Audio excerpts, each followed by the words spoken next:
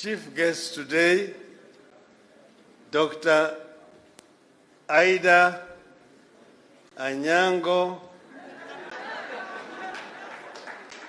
Betty Odinga, and all protocols observed, ladies and gentlemen. Good afternoon. I must say that this is an ambush. I did not expect to be invited to come and talk right now, but I have now been called. And as Winnie said earlier on, this has really been truly an Ida's week in our home. Because as you know, she became a septuagenarian this Monday. And when we were celebrating, I told her that, welcome to this side of the world, because we are endangered species. And yeah. But a lot has now been said about Ida.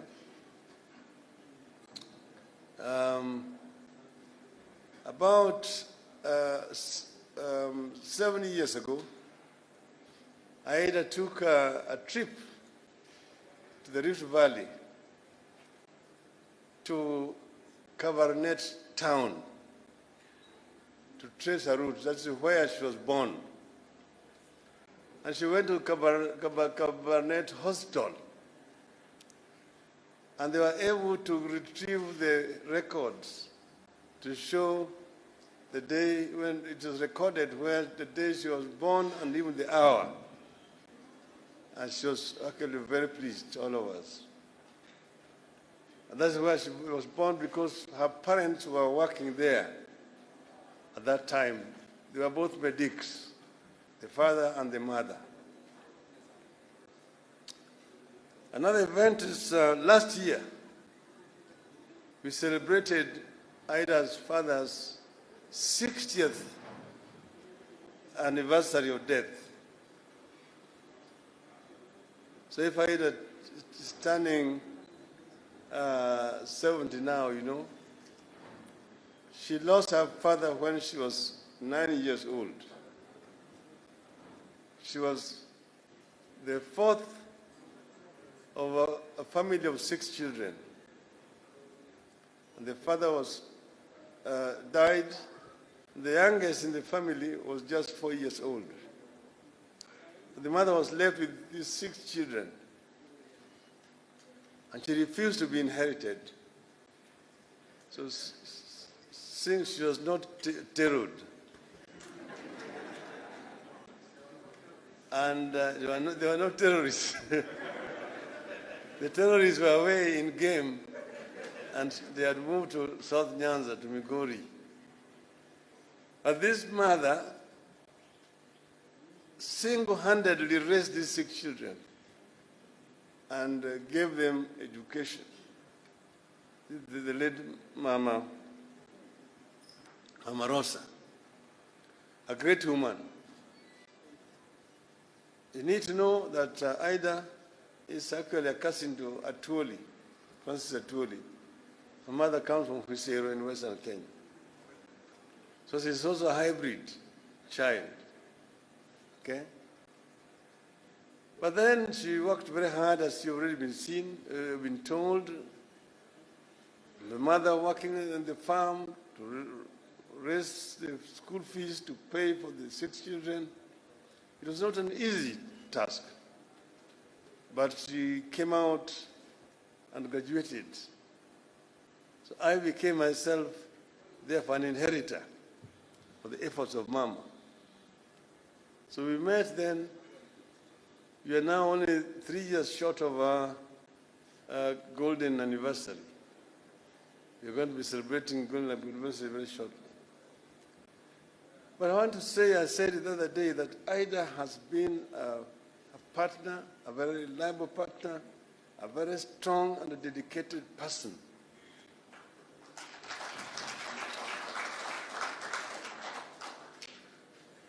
She graduated. After graduating, we married before she graduated. She was still a student.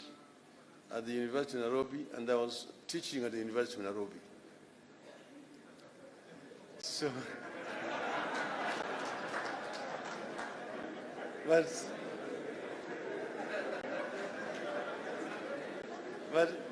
she was not my student.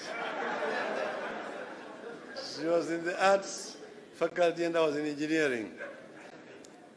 But anyway, we met and we married. And as soon as she graduated, she started teaching first at the Highway Secondary School. And I'm sure there are some of her students in the audience here at Highway Secondary School. I would be dropping her there in the morning as I drove to go to work, and then come and pick her. Then later on, she transferred to Kenya High School.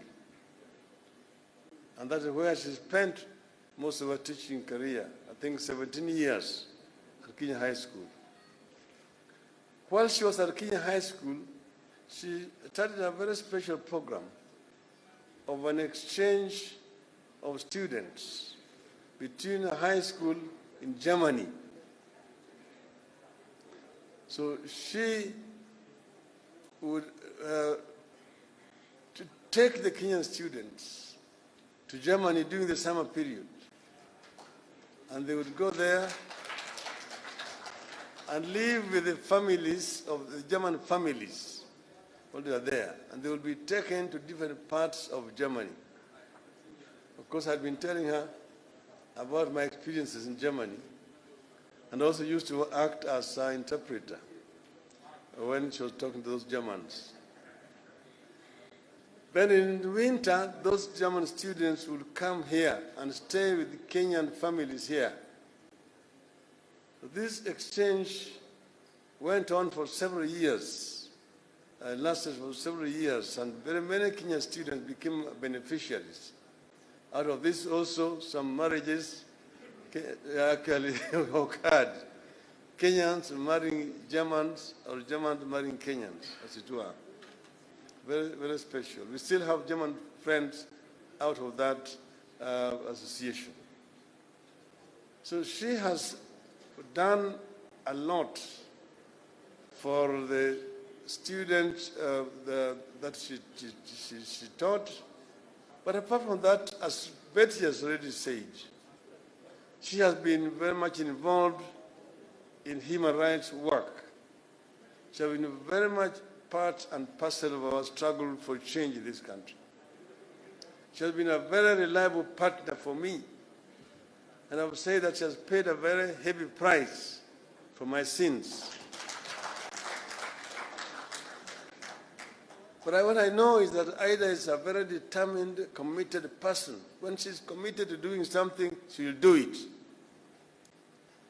So when this idea arose, she quickly came back and started to work about it. How do we go about it? And very quickly, a team was put together. The architects, the quantity surveyors, I hope they are in the room. I don't know whether they've been introduced. Well, it started working. And quickly, the plan was ready, and everything else is now here. So this is how Ida works. You see, she's also a business executive, the managing director of East African Spectra Limited. One of the few women executives, business executives, leading companies in the industrial area. So I think we're grateful today to be here. I'm happy that so many of my friends responded to my invitation, and I've come here. You're going to see them shortly. So today we don't want to make very lengthy speeches.